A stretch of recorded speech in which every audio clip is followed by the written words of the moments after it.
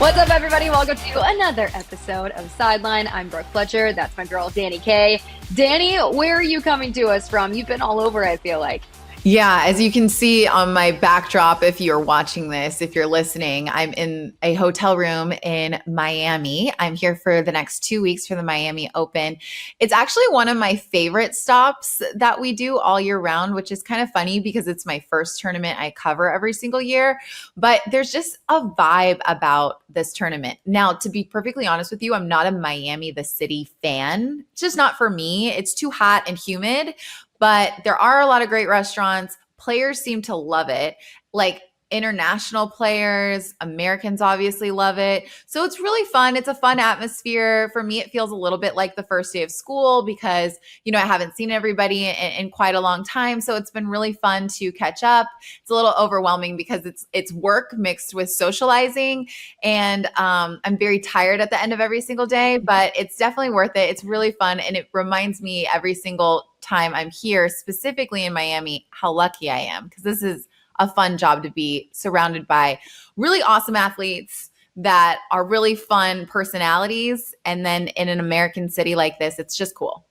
No, I mean, I kind of get that when you were saying getting back in the swing of things, it feels almost like the first day of school and your body is so exhausted. I feel like that out here at spring training, going to bed so early, you just have to like retrain your body to just like not just, do on camera stuff, but you're also socializing, you're talking with everybody. I mean, it's a lot. You got to get back in the swing of things. Yeah, it's weird because to be honest with you, the amount of work that I have for Tennis Channel and my daily duties really isn't that big of a workload. It's just a longer work day. I get to site around 10 a.m. We go live at 11 a.m. and my last hit every single day is at 7 p.m. and I get back to the hotel around 7:45. So it's just rinse and repeat daily, but I'm not on camera that much. Like I'm on camera probably like 4 to 5 times a day. So really it's just being on for every interaction that you're at. Like think about going to, I was listening to a podcast earlier and I'm curious if you felt this way on your wedding day, but someone was like, oh, on my wedding day, I just felt like everyone was there and you had to talk to every single person and you wanted to give them the same joy and excitement to see them every single time you ran into somebody new. And that's just kind of how I feel on obviously not a wedding scale, but smaller scale, but the same idea. It's just a little exhausting, but it's definitely fun. Well, I don't think people realize, like, I did feel like that on my wedding, but I don't think people realize, like, part of this job, especially when you're out in the field, not so much in the studio, but that's like a huge aspect of it. Just, networking, meeting with people, especially the athletes, just developing those relationships with them. And so I remember, like, just even here at spring training and just like coming back and Jake and I will just be sitting on the couch. Like, I know he's exhausted and I'm like mentally drained. I'm like, we'll talk in a little bit. Let's just like watch a TV show. Watch We'll TV. talk in a bit. Yeah. Are you guys watching anything right now? Oh my, are we watching something? We have started like 3 different TV shows. We're hooked on the show called Lioness. It's 𝗁𝗏 𝗟𝗏𝗀. I love it. It is so good. First off, this is completely sidetracking, but I understand that she won an Oscar. Like she's way due for an Oscar because she's been in some of the top grossing movies of all time. I don't think 𝗻𝗄𝗻𝗄𝗃 was the movie for her, but she should have been winning every single award for Lioness because she is so freaking good in it. Do you watch this show? I love Lioness. I just finished the 2nd season. It's unbelievably good. And I was on the edge of my seat every single time. I actually would get frustrated because Travis gets tired. And so he's like, okay, like probably no more. And I'm like, what? Like we can finish this whole season in one sitting. I don't want to get up. So I totally get it. It's a great show. If no one's seen it, definitely check it out. I literally told Jake that the other night. I was like, one more. And he goes, no, we have to go to bed. I was like, no. I go, you realize I would have finished this entire series yesterday if I wasn't watching with you. So you're dragging this thing out, but I will do it. I will do it for the sake of, for our relationship here. But I love that. You got to like zone out and get into a different TV dimension. Look, we're completely getting off track here. Yeah, sorry. Also have had a crazy week as well. By the way, we are going to get into March Madness in just a little bit, but let's stick with what you did over in spring training because I don't even know where to begin with you. First and foremost, let's start with who you met. Okay, so I heard, and Dani, I don't get starstruck very often. Like when it comes to athletes, I'm just kind of like, oh, it's your job, whatever. But like I heard Bo Jackson was at Camelback Ranch. And so I was like keeping my ears up. Like I was trying to figure out where he was. I found out he was there one day and I missed him. I'm like, dang, all right, I got to try to meet him the next day. Couldn't find him because if you've been to Camelback Ranch, it's huge. And I wasn't going to be that person. Like I obviously had a job to do. I didn't want to like go and stalk this man. So I'm like sitting there talking to people. And then I see Chuck, my coworker, like get his phone out like this. I was like, what is going on? I turn around and he says my name. I go, have you seen the scene from Little Giants where he goes, you know my name? Like that's how I felt. I was like, oh my gosh, Bo Jackson, you just like said something to me. And so he like came up and I posted a video. I didn't realize he was going for a hug and I looked so awkward because in my mind, I'm like, why would Bo Jackson give me a rando a hug? Like he doesn't want to touch me. So there was this like awkward exchange and he's like, are you going to hug me or not? So that was, there was that, but it was really cool just to meet Bo Jackson. Well, I got to tell you, at first, I was at work when you initially sent me that video, and I didn't watch it with sound. And all I saw was the hug because you had also texted me that you thought it was awkward. And my initial reaction was like, oh, like this isn't awkward at all. Okay, like at all. I think it was way bigger in your head than it actually was. But then later when you posted it to Instagram, I actually went back to watch it with sound on and heard him say your name. And I squealed at my phone. Like he was like, oh, I know your dad. Oh, Brooke. And I was like, yeah, what? Like I know. You're a celebrity. It was the coolest thing ever. And what's funny is I didn't realize I was going to be that excited. I mean, I knew I was going to be excited, but I mean, going to Auburn, Bo Jackson was, I mean, he's like a god there. Like everybody loves Bo Jackson, just his history. I mean, he's one of the best athletes, I feel like, of all time. And so for him to know my name and to come and take the time to talk to me, like that was huge. So, now I see him around and I'm like, do I like dap him up? I'm like, Bo, are we like Yes. friends? He's Yes. probably like, great, this girl. Yeah, and I'm like, hi, Bo, it's me. Remember when we talked? But I think you should totally walk around and pretend like no big deal and become pals with him. That'd be pretty cool. I'll see. I'll see next time I see him. Okay, so that's one thing that happened to you this week. Let's also get to what happened because I feel like it's a historical moment. I know women have done this before, but being up in the booth for a game is such a crucial pivot for women these days, and the opportunities that get presented to us in that role is very small and doesn't happen that often. So why don't you tell us exactly what you did? What does going in the booth mean? Because I know what that means, but maybe our listeners don't, and why it's such a big deal and what it was like. Yeah, I mean, when they told me that they wanted me in the booth, I was kind of taken aback because especially with me just starting with the White Sox and then me going up there, and it's completely different territory for anybody that's in the sports industry. You're focused so much on when you're doing sideline stuff, it's just more, the stories. And and here's the thing, I'm not going to sit here and pretend like I'm an expert on the ins and outs of baseball. I know my stuff and I'm very confident in that. But the main thing, especially with the breakout game, was we were focused on, really shining a light into sharing the stories of, the guys in the game. And then on top of that, if I decide to throw in some stats or throw in some baseball knowledge, like I would work it in. And so, Dani, when I tell you, I was so nervous. I was trying not to show it. And I was telling Jake, I'm like, I was up until like midnight the night before. I think I like fell asleep on the couch because I wanted to make sure I was as prepared as possible, just like, having all the information on these guys. But it was so much fun. And we got great feedback, which I was super, super stoked about. But yeah, it's just a completely different territory. And I got it out of the way, and I would be open to trying it again.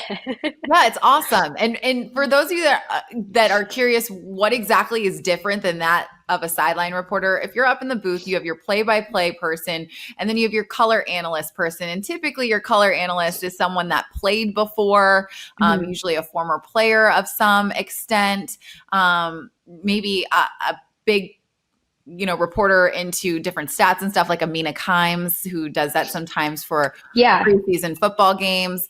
But for baseball, same sort of deal. You just get to put your own flair on it. So even though you personally didn't play baseball in professional leagues, obviously, you know the game really well. And to be able to have an opportunity given to you where that just shows, I think, how confident they are in you. I think that that's a kudos to all the work you've put in up until this point.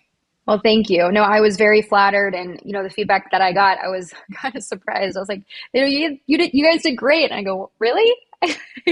Just because I think it was such foreign territory, and I just didn't really know what to expect. But it felt like my biggest thing was going in. I was just trying to be myself, and just talking throughout the game and just calling it like I saw it, and it was a lot of fun. And you got to give credit to Connor McKnight for making me feel super comfortable. And I think we're going to be working together throughout with the White Sox season. So to be able to share that in the booth, and then Chuck Garfien, was down on the field, it was a really, really cool experience, and I'm just thankful for the opportunity. Well, Brooke, I'm just throwing this out there. White Sox organization, hopefully you're hearing me. There are a lot of games in the season, so maybe a regular season game is next up for you. But very cool, and congratulations, because that's awesome. Thank you. Thank you. All right. Are you ready to get to some March Madness? Yeah, it's the best time of the year. This is Dani's. This is her wheelhouse. And of course, you and I, we both made a bracket. Yes. And I have a bone to pick with you, but we'll get to that in a little bit. But let's get to who we have in our Final Four. Do you want to kick things off? Who you got, Dani? Yeah, the bone Brooke wants to pick with me is, we got to start there, because that's how I fill out my bracket. I fill it out from the top left all the way to, then I go down on the left side, fill out the whole left, and then I get to the top right and then to the bottom right. So that's how I'm going to present my Final Four. And the bone Brooke has to pick with me is at the very top left. She went to Auburn. Okay. Yes. They're a 1 seed, but they have not been playing that well recently, and I think they are due for an upset early on. Now, that doesn't answer your question on who makes the Final Four, because I don't think it's coming right there, but I don't think Auburn makes the Final Four. I think it's going to be Michigan State from that side of the bracket. I think it's going to be Michigan State, Florida, Duke, and here's where my heart comes into play and not so much my brain. I put Tennessee in the Final Four. Yeah. You got to go with a little bit of your heart there. I don't blame you. You got to. For those that don't know, I worked at Tennessee. They were the first people to give me a shot at being a reporter right out of college. And so my heart is orange. Okay. All my favorite teams are orange. Oregon State's orange. Tennessee's orange. And yeah, the Vols, I have them going to the Final Four. Some people may think I'm crazy, especially because how good Houston is. Brooke, that might be you. You may think I'm crazy. I don't think you're crazy. I think you have to go with your heart a little bit when you're making these brackets, because sometimes you overthink it. But I mean, that's not crazy to put Tennessee in the Final Four there. I mean, they're arguably one of the best teams in the tournament here. We know anything can happen, but why is it that you have them beating Houston? I just think that Tennessee has a really strong resume. And even though Ziegler, he's short but mighty, and there's some other backup players there for Tennessee behind him that I think that can also really show up, like Chaz Lanier. He's a really offensive ability for Tennessee is unbelievable out of him. Match him with Ziegler. I don't know what it is. I don't know why I'm dissing Houston. I think it's more so the fact that my heart's with Tennessee. And if I'm going to put Florida in the Final Four, and let alone the championship game, then I better put Tennessee on the other end of that. Like it's like an SEC thing, right? Like I can't stand watching Florida beat Tennessee, and I had to watch that in the SEC championship game. And so I'm salty about it. I do think that Tennessee gave up a couple opportunities to, Florida there in that SEC championship game. So if Florida is going to be in the Final Four, then Tennessee's in the Final Four. Does it always need to make sense on paper? No, but that's the beauty of a bracket. Yeah, and that's true. And listen, I don't blame you, because I put Auburn, despite all the struggles that they've had, especially down the stretch, which is typical Auburn, to be honest. I never get my hopes up with them. I have them in my Final Four, Dani. I made 2 brackets. I made one going with my full heart, and I had Auburn winning because I wouldn't be a good alum, and I've already stated that here on this podcast. But I did do one with my head, and I had them in the Final Four, but not winning the title. I went with Auburn. I went with Duke. I went Duke only if Cooper Flag is healthy. Okay, here's the deal. He was kept out of the conference tournament and they still won the conference tournament. So like to me, if you're still Fair. winning the conference tournament without your best player on the floor and you're saving him for the NCAA tournament, watch out, everybody. This is true, but they have to get through, they have a tough road to get to the Final Four here. And so I think, although you make a good point, I think Cooper Flag, they have to keep him healthy. I am going with Houston because I love their defense. I think they have one of the best defenses in this tournament here. And they say defense wins championships. Although I'm not having them win my championship, but they are making it to the final game. And then I have Florida, the Florida Gators here. I just like their how balanced they are. I like their versatility. And I have Florida as the champion. The fact that you clapped your hands together while you said Florida is going to be the champion was almost like a gator chomp. And the fact that you went to Auburn makes me guess that that's the first time you've ever actually done that publicly on camera. That's true. But yeah, kudos to you, because I didn't even go to school in the SEC, but I refused to pick Florida just based off the fact that they were an SEC team and I didn't want them to win. So I went with Duke purely because Cooper Flag, it does seem like he's going to play. He's the best player in the league. I mean, the other option there is probably Johnny Broome from Auburn, but Auburn's not making it to the Final Four. I do think Cooper Flag is unbelievable. He leads them in every category on the planet. 19 points a game, nearly 8 rebounds a game, 4 assists. He gets steals, like he blocks shots. He's shooting 37% from three-point land. I know he's got a bum ankle, but if his team can take care of business without him on a bum ankle, I still think they can get it done. So I'm going with Duke to win it. This is my thing, and you obviously play college hoops, and so you understand the severity of a sprained ankle. Mm-hmm. Obviously, sitting out during the conference tournament was big for him to give him some time to heal. But how easily can you re-aggravate an ankle, especially in a sport like basketball? You can. So here's the deal. I read a little bit more on his ankle injury. There was no major tears. It is purely a sprained ankle.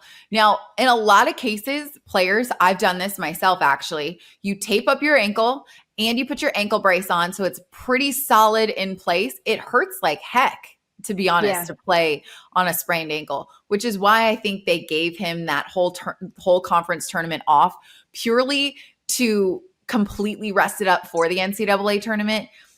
Because they're not calling it anything more than just a rolled ankle, it leads me to believe that he's probably going to be fine. He might have a little bit of wincing pain here and there. Yes, the re-aggravation possibly could happen. Small tissue issues is what we tend to say, and they are really hard to overcome.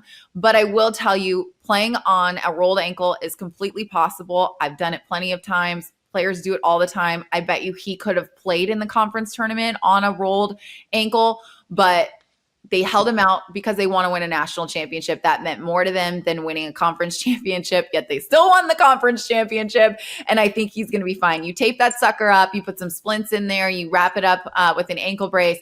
I think he'll be just fine.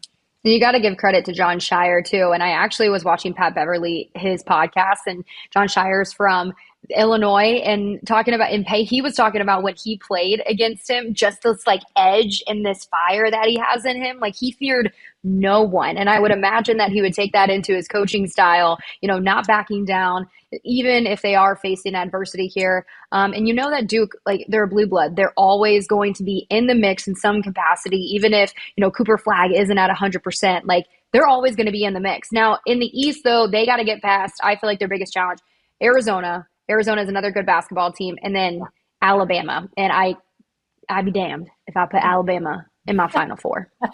Yeah, ain't happening. But let's talk about a couple upsets, shall we? Yep. Because if you're filling out your bracket right now with us, that means you're filling it out super late, because by the time we probably put this out, you won't have done it. But I do want to keep your eye on a couple people that we think could potentially cause some havoc. You and I actually have a few of the same upsets. We can quickly go through some of them, but you and I both agree that Colorado State is going to beat Memphis.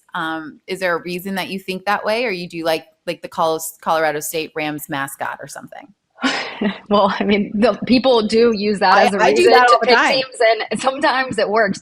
I'm all about riding momentum. They're on a 10-game win streak Mhm. right now, and so I think it's hard to argue against that. Upsets happen all the time in the first round, and so I like their matchup going up against Memphis. If you take a look at the spread here, I mean, there's not that much of a difference there. So, I mean, I think they're really good. They have a balanced offense, and so if there's anybody to maybe get the best of like in an upset, I think Colorado State can do it. Yeah, they average 78 points per game. And if they get hot from three, I think that Memphis is in for trouble. Memphis did not play well in their conference tournament. Yes, they got through it, but stinking barely. So that's one that both of us agree on here. We also like Drake to beat Mizzou, another Hmm. SEC team. There's so many SEC teams this year in the NCAA tournament, but Drake, the Bulldogs, strong team as well. Only two teams had less than 4 losses this season. It was Duke and it was Drake. Yeah. Drake plays great defense. They just like literally don't let teams score at all. Their best player, Bennett Sturts, he's really good. You know what's really interesting about this Drake team? I'm going to go off on a really quick tangent. They brought their new head coach in from D2. So he brought a lot of the roster in from D2 and they're still holding their own at D1. I love that. To me, that's Yeah. like the makings of a Cinderella story. Cinderella stories do not need to be going all the way to the final. Getting a win for a program in the NCAA tournament over a higher seed than them could be considered a Cinderella story. I think Drake has it in them to get an upset here. Well, and when like things are just going right for a team, like the storylines, I mean, they have their first 30 game win season for the first time in program's history. So I mean, that's a really big deal. You can tell that the chemistry, they have the camaraderie in there, and they've proven themselves in big moments, going up to pretty big matchups in Kansas State and over Miami as well. And so they've proven that they don't shy away from the spotlight. And so I'm excited to see what they can do. I feel like a lot of people have Drake as an upset, not just us, but I feel like they're if you can have the favorites to pull off an upset or make a Cinderella one. Yeah, Run. a lot of people are talking about them, that's for sure. So I'm excited to see that.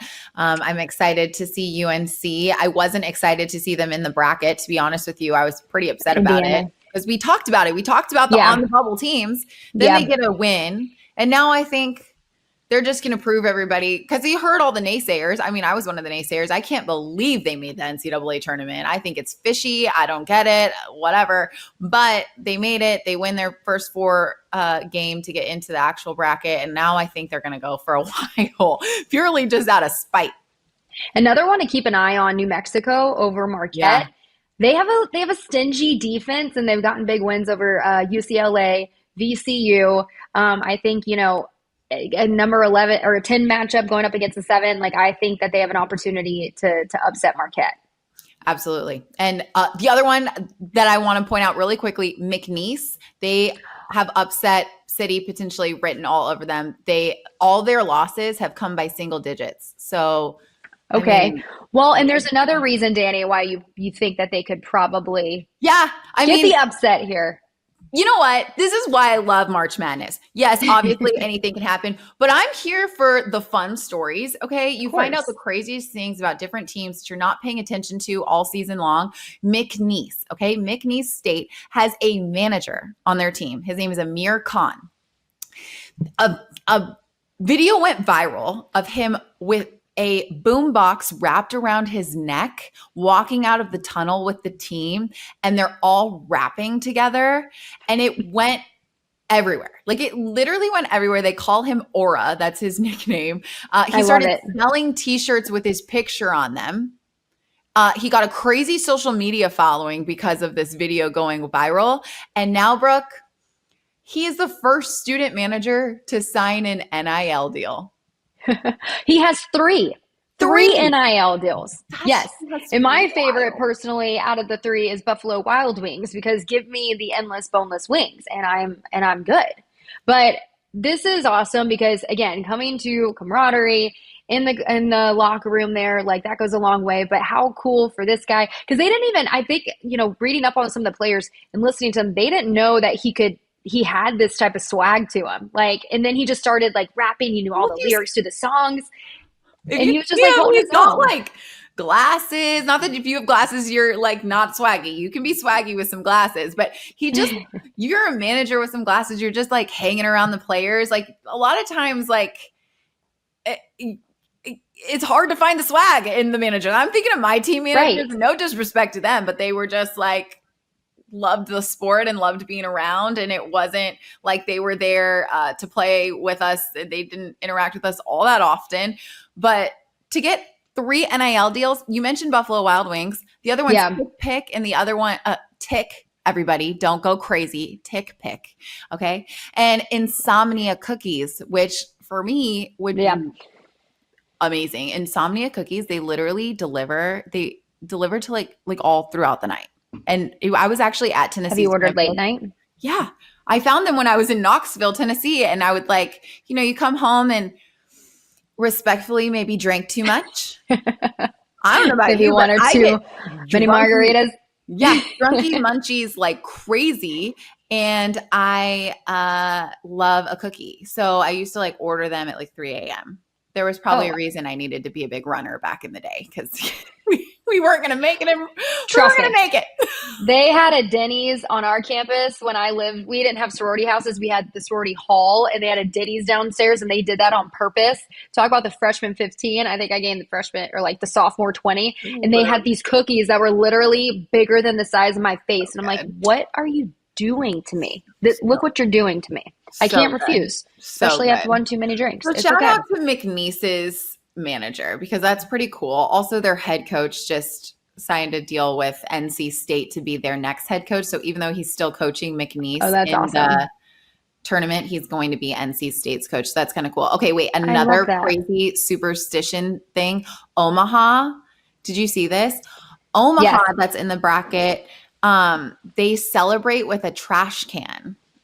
I saw this. So it's kind of crazy. Their coach, I guess, they started the season like really sucking it up. They were 4-9 overall. And then I think it was halftime. It was halftime. He threw a garbage can in the middle of the locker room being mad, and then said some choice words and like beat up the garbage can.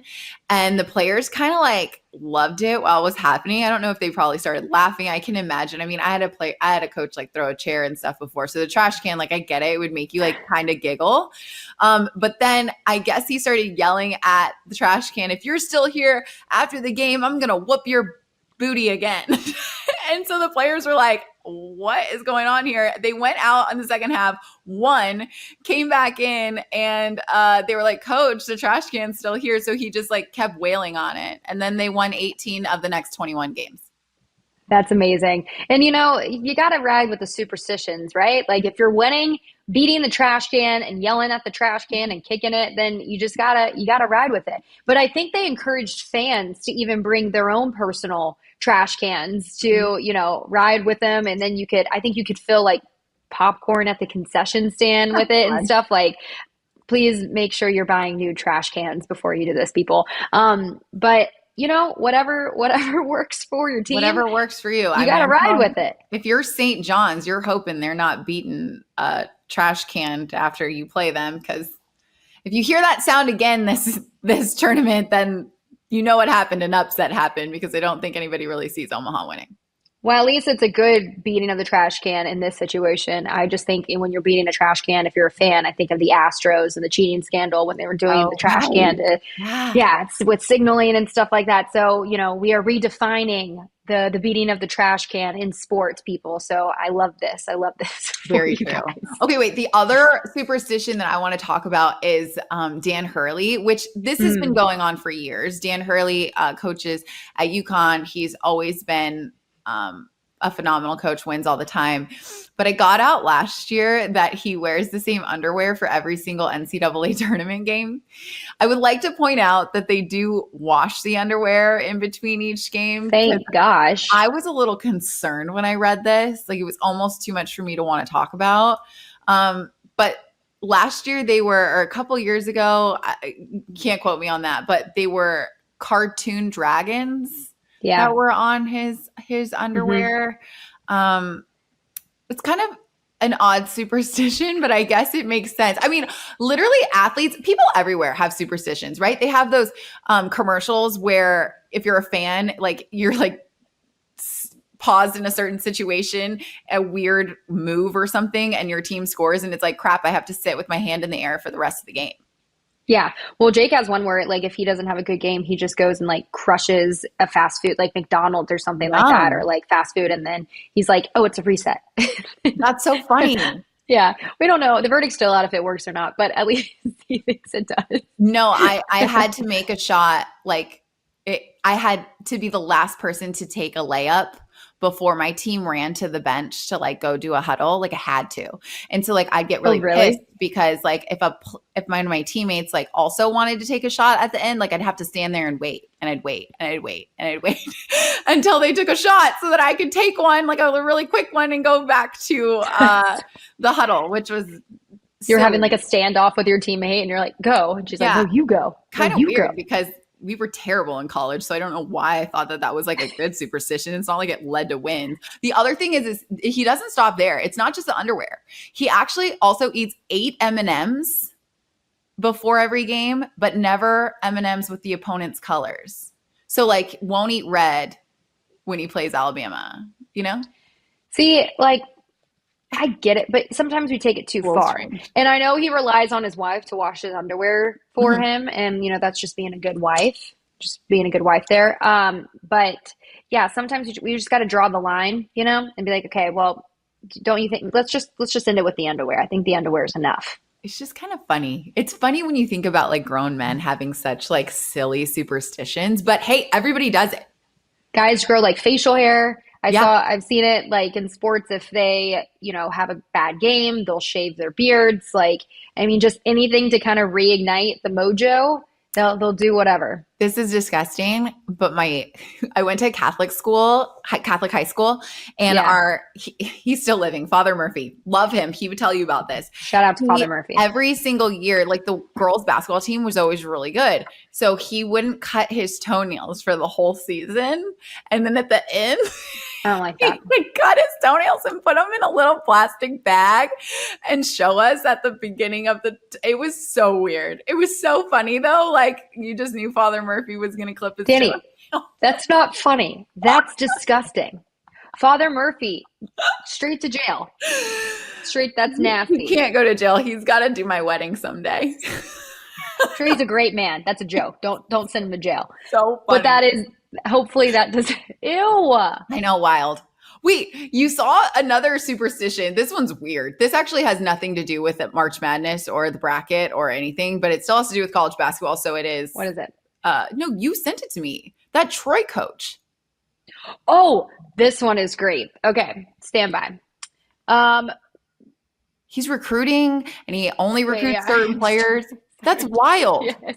Okay, so the Troy head coach. So I was looking for my notes here. Sorry, we're working with a different setup here today. The Troy head coach. So he has this unique recruiting process where he would have recruits come.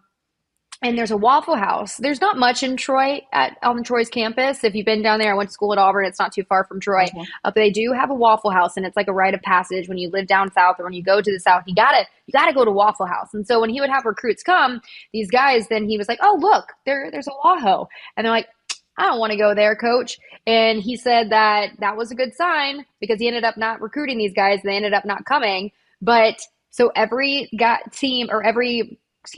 player that he recruited after that, if they did like Waffle House and they wanted to go, they ended up being like one of their main guys. So that's like a huge thing now in the recruiting process. If the players like Waffle House, it's a good sign. If they don't, they got to go.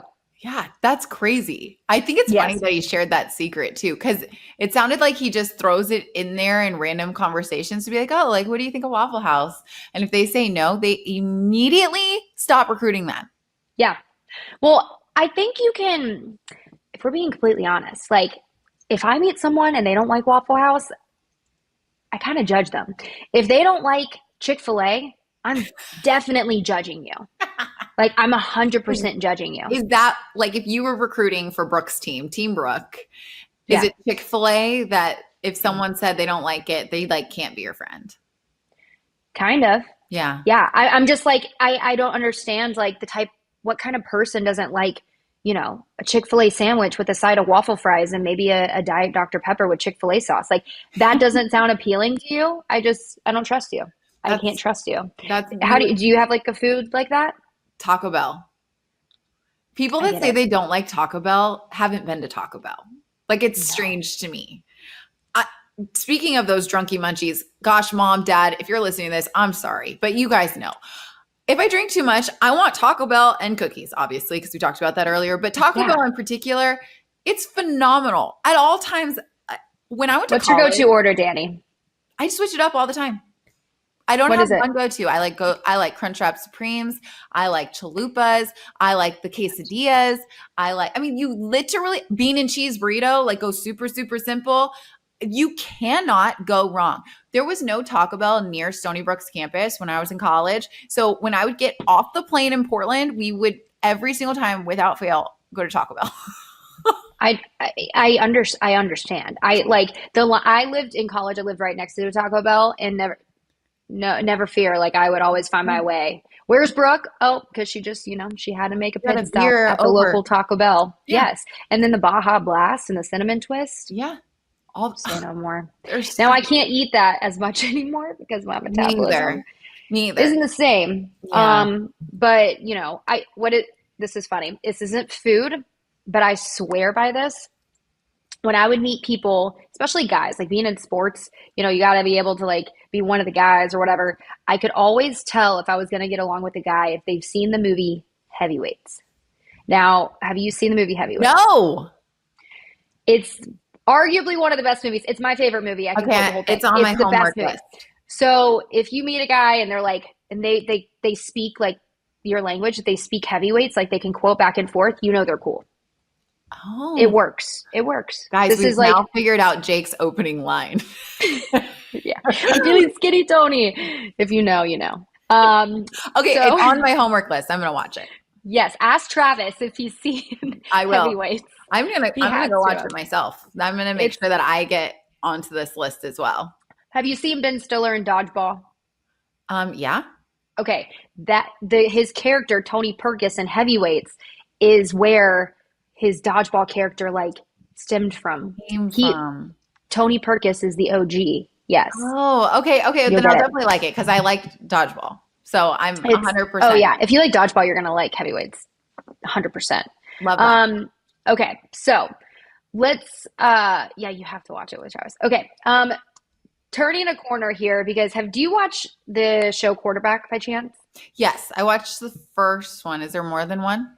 So it's with Patrick Mahomes. They have Yeah, I Marcus watched that. Mariota. They had oh my gosh, Kirk Cousins. Kirk Cousins, where I fell in love with Kirk Cousins because I feel like right? It just opened your eyes to like how good of a guy he is, but how hard he works. Sweet. I know, And he's so precious. Like an angel. Doesn't Yes. curse, carries himself well. I Good know. Christian guy, like it. You're like, what's not to like? What's not to Likes like? a good But bargain, Kohl's Cash. Like, thank you, why not? Netflix, for giving us a peek into the background of Kirk Cousins. It was not something I thought I knew I needed, but it was actually really cool. I think it did a lot for his career, to be honest. I think we live in an age now where people appreciate authenticity and be able to want to see like inside, what goes on behind the scenes. They're people too. So these stars that we watch. So I think Quarterback was kind of the start of it because we've seen, full swing. We've seen it in, tennis. We've seen it in NASCAR and in other sports. And so the next season of Quarterback, it's going to feature Jared Goff, which this excites me. I'm a huge fan of Jared Goff. I love an underdog story. And so, going from the Rams, and you covered him with the Rams, right? Yeah, I was there when I was there on draft night with Jared in Chicago when he got called. He came into the back and talked to me, which was really freaking cool. I have a soft spot for Jared Goff. I think he's a great guy. His family's wonderful. And I haven't met his now wife, but she's stunning. And I very much enjoy watching their content together. I mean, she's a Sports Illustrated model. So high five, Jared Goff, on that one. Kudos, my man. But yeah, I think it'll be really fun to see behind the scenes, point of view of Jared Goff, especially because he's just, you mentioned it, the underdog story. The Rams, the Rams pretty much just kicked him out of LA. I mean, obviously there was a trade and stuff and how all that happened, but the resurgence of the Lions and being able to watch what he has done in Detroit. I know you obviously lived in Detroit. Sometimes you claim it. I know you don't claim it as your hometown, but Brooke basically says that she's from Detroit, but I can't talk because I say I'm from all over the place too. So I know I have like 4 hometowns. Yeah, I feel like fun. But I know I'm excited, and I think just to be able to see the transition of what goes on in that locker room with Dan Campbell, and obviously Ben Johnson and other coaches are not going to be there this season, and they were a huge part of, bringing this organization to life. But I think it's going to be awesome just to see this team and behind the scenes of, what goes into, this transition for the Detroit Lions. And Jared Goff, he's a great guy. I want to see Dan Campbell. Does he really, how much energy does this guy really have in the locker room and how he operates? That's what I'm excited about. Totally. I completely agree with you. These shows that give you the behind the scenes of athletes' lives is so fun. It's kind of like so fun. What our whole job is supposed to be as a sideline reporter is to kind of try and peel back the curtain a little bit, but nothing can do that quite like a reality show. And as we all know by now, I'm obsessed with reality TV. Yeah. And so to be able to do it on athletes, it's kind of fun. And I do think it surprises people about how mundane some of their lives are off the field. Oh, yeah. It's kind of interesting, but because, at the end of the day, they're just going to their job. So seeing them with their family makes them so relatable. Right. Well, and I like the process, seeing how their mind works and how they go about their business. And, Kirk Cousins, he was super analytical, and he would study almost as if he's studying for a test, and he would, do the brain test. And then Patrick Mahomes would sit there and watch film all the time. But, and I loved in Breakpoint, getting to see Nick Kyrgios, what he's like.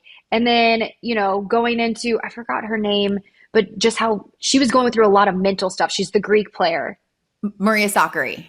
Yes, 𝗵𝗻 𝗠𝗃. And you're seeing all this talent and just the mental aspect that goes into tennis and how hard it is.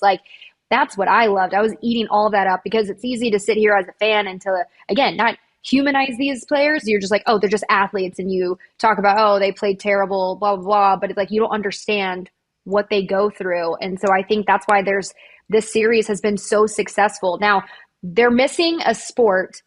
I want to see them do a gymnastics quarterback type of show. Cool. Where they follow gymnasts. Imagine following Simone Biles as she's training for the Olympics. I think gymnastics is one of the toughest sports out there because of the mental aspect, the physical aspect to it. Everything that goes into it. I think if they did a gymnastics type of show, I would 100% tune in. Yeah, that's a great one. I hadn't thought about that one. I've watched Athlete A, which is really sad. It's about that doctor horribly I know, sad. From Michigan State, yeah. Seeing how young they started, it did make me think that as well. It would be really cool to have a behind the scenes of gymnastics. Where else would I think they need a behind the scenes of sumo wrestling. I cannot name a sumo wrestler, but I'm telling you, I want to know how much they eat in a day. I want to know, do they actually work out? And if they are they shedding pounds? And does that hurt them? What are they eating? How many candy bars a day? What is acceptable in terms of fast food? How do you decide to become a sumo wrestler? How does one get in that career? That is a good question. And at what point do you realize you have the body for it? These are just the questions that are popping off my head right now. And is there a semi-pro league? Do you have to go through the minors essentially before you become a professional sumo? And how much money are you making as a sumo wrestler? That's what I want to know. And why the underpants? Yeah. Why are we wearing nut huggers? I don't know. I don't understand. Why do I need to see their booty cheeks when they're running tummies into one another? These are things that I need the answers to. So Netflix, if you want to do something on sumo wrestling, I cannot name one sumo wrestler. Nope, cannot name one. But I would That's love a good to one. know. Oh, you know what would be a really good one? And I didn't realize how popular it was. Darts. Have you seen these dart tournaments? Yeah, they're really crazy. They're insane. The crowds that come out, like the fascination in this sport, and like, first off, I need to go to a dart tournament. I think it's really big in Europe. I could be wrong. Like, I think it's big here, but I think it's even bigger in Europe. I need to know what goes into the preparation there. Are you preparing at a bar? Like, are you going to your local bar with a beer? I mean, is drinking beer required for this sport? Because I naturally like associate darts and beer. I don't know. I just need to know. I have so many questions. So Brooke's trying to watch gymnastics and darts. I'm trying to watch sumo wrestling. And if I could pick another one, I would probably say that I want to see the behind the scenes of, wow, one just popped in my head and it went away. Never mind. Sumo wrestling, period. Done. All right. Well, they do have a golf one called Full Swing here. And speaking of golf, the Masters is coming up. And obviously we like watching it, but in reality, I think we've expressed our love for food here. And so the winner of the Masters the next year, they get to pick the menu for everybody. So Scottie Scheffler, I'm going through, I have the list right here. This is the Masters Club dinner, excuse me. He's got cheeseburger sliders, love it, firecracker shrimp, Papa Chef, his dad, I'm assuming, meatball and ravioli bites, Texas-style chili, and for the main course, he's got your choice of wood-fired cowboy ribeye or black and red fish. And for dessert, he's got the warm chocolate chip skillet cookie. Oh. Wow. Is Scottie Scheffler no notes. 𝗵𝗫 𝗵𝗫? No notes for our guy Scottie. Pretty much nails what I would want. I love a popcorn shrimp moment. Yeah. Love a shrimp. I think the cheeseburger sliders, home run. You're never, like, everybody loves sliders. I had sliders at my wedding because it was mainly for me, but I felt like a lot of people would like the sliders. Did you get the sliders, by the way? Brooke, when I tell you I had not only sliders, but 7 plates of French fries, if anybody wondered where all of them went, I took them. I actually had all of them. Yeah. And the crazier part was I was sitting there and I saw them setting them up and I held myself away from the dance floor to attack the fries. I love that. Well, I'm glad that the food, I was all over the place. I had like a few fries, but the sliders were the best. And then what stands out to me is the warm cookie skillet. Yum. If you do it right, it's A+. What would be on your Masters menu, Dani? Okay, so we're getting an appetizer in here. You could do some apps. Mm-hmm. Okay, so I do love, let's see, gosh, I love all food. Boiling it down is really stinking difficult. I do love a popcorn shrimp. I think I would actually keep Scottie Scheffler's situation there with a popcorn shrimp. And if I had to pick a second one, an oyster. I love oysters. An oyster? I love oysters. Interessante. It's my favorite. I feel like you'd hate the texture of that. That just based off of your look on that one makes me. You know me so well. And yeah, you know me so well. I don't do oysters. I used to, and then I got very sick eating an oyster, and your girl hasn't gone back since. Yikes. I feel bad for you for that because that sucks. What appetizers would you pick? We pick 2 and then we'll get into an entree. I would probably do the sliders, like my guy Scottie here, along with some chips and guac.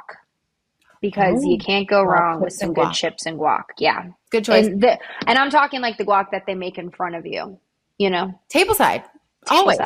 Yes, of course. Tableside Caesar salad, tableside guac, tableside anything, tomahawk. Sign me up.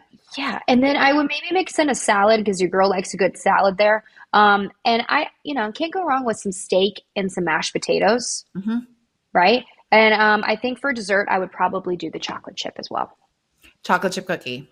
Oh, yes. I do love a chocolate chip cookie skillet. I'd leave that. Scottie Scheffler, honestly, kudos. This is great. My favorite food on the planet, like if I could pick my favorite dinner, it's steak and scallops. So sure. Yum. Like I love fish. I love like the surf and turf situation. So yeah, Scottie Scheffler, A+ effort from you. I think that's pretty impressive. So that would be somewhat of our Masters menu. That's one of my favorite. Happen. Oh yeah. No, I heard the food at the Masters, like they got the pimento cheese. It's very Southern. I heard the food is great there if you ever go to watch the Masters too. Okay. Before we go, Dani, because you have some tea to some spill. Tennis tea. Yes. I get to Miami. Get this. So there's an American, Ben Shelton. He's one of the top Americans. There's like Taylor Fritz, Tommy Paul, Frances Tiafoe, Ben Shelton. Ben Shelton has a new girlfriend. He hard launched with none other Which, than U.S. Olympic soccer player Trinity Rodman. wow. Talk about a power couple. That's a good power Talk about couple. a cool couple. I mean, That my is. goodness. He hard launched with the photo. I ran into him the very next day. So this was yesterday at the coffee stand. And I said, hey, Ben, gave him a hug. I said, congratulations. And he looks at me and he's like, for what? I was like, the hard launch. He's like, seriously, Dani? And I was like, yeah, that's all I care about. And so then I started to ask all these questions because I obviously watched her call her daddy interview. She's from Newport Beach, which is where I live. Her dad is Dennis Rodman. So I started to ask all these questions and he seems very happy and it's so cool. I love it.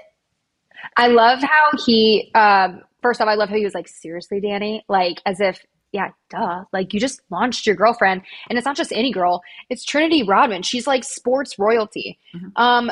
I also love her post where she was, first off, can you hear these texts that the dings going off? No. Oh, okay, good. Glad. Because I have a group chat that's blowing up right now and I don't know how to turn it off on my iPad. But back to this. I love how she posted.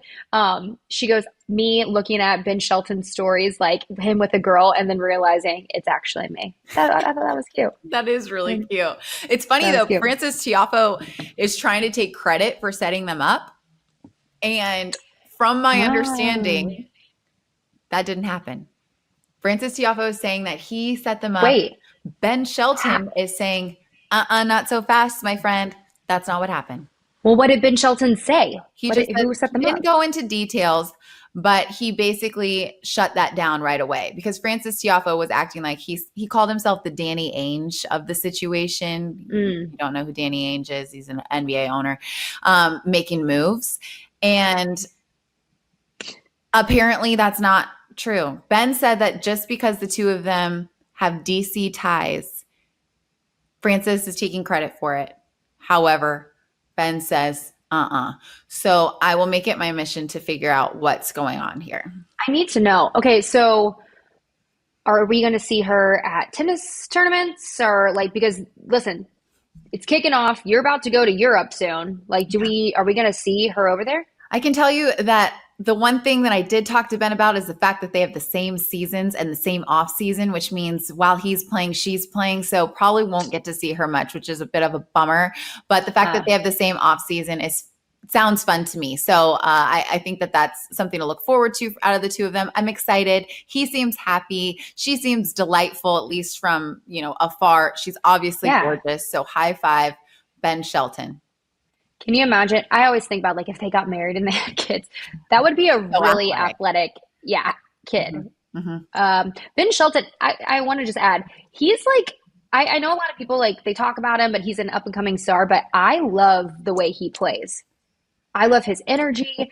I love how, he's young, but I mean, what was it? Didn't he play Novak and he was just like he didn't back down? I think Novak ended up obviously beating him, right? But I just love the energy he plays with. Like he's going to be a star. I mean, he already is a star, but like one of the faces of American tennis, I think. If you're looking for a tennis player to follow, Ben Shelton is your guy. He went to University of Florida, left Florida early to pursue a professional tennis career.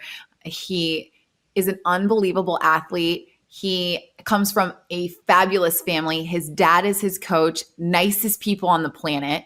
Ben has such good energy, huge smile, having a great time. Like you can tell he's enjoying what he's doing, has a serve that is unbelievably powerful. He plays doubles now a little bit here and there. That's only going to continue to improve his game. He is someone you want to cheer for, a really nice guy. I'm telling you, so down to earth. He's also built like a football player. And honestly, if he wanted to play football or basketball, I've seen him dunk a basketball. I talk a lot of crap to him, so I'm not going to tell him that he looks good doing it. But it does appear that maybe he might have some athletic abilities in the basketball land. I'll give him at least that. There you go. He could have been an athlete in any sport. The fact that he chose tennis is awesome. And I think if you're looking for someone to cheer for, look no further. Keep your eyes on Ben Shelton. Give him a follow and his new girlfriend, Trinity Rodman. We're excited to see more content from those two. And I always think about him. Didn't he do this? And then he's like, Hang up. Actually, that's pretty perfect for our podcast. I know. I love that. It's been great talking to you on the phone here. All right, Dani, thank you so much. Enjoy Miami, guys. Are we going to do this until We certainly are. Bye, everybody. See you next week. Bye, everybody.